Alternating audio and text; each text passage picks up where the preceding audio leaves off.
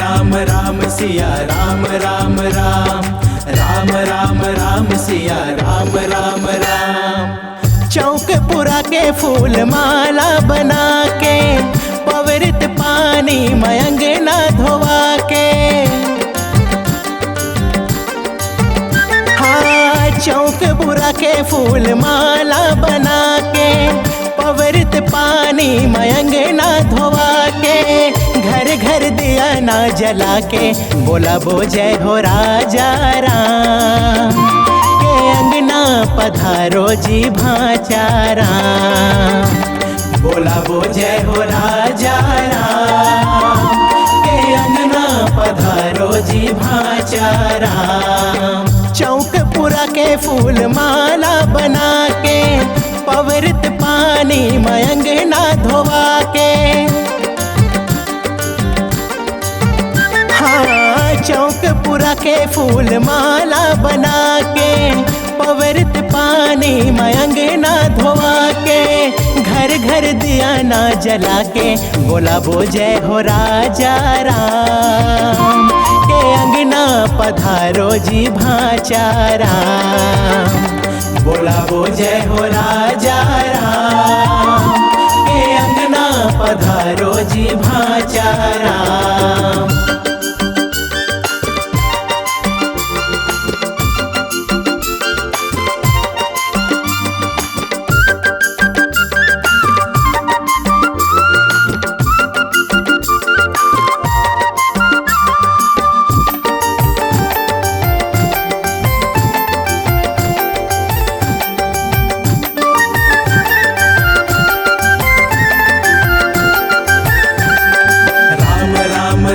सिया राम राम राम, राम राम राम सिया राम राम राम। हाँ, बरसों बरस के अगोरा सिरागे, अंधियारी माँ उजारी छागे।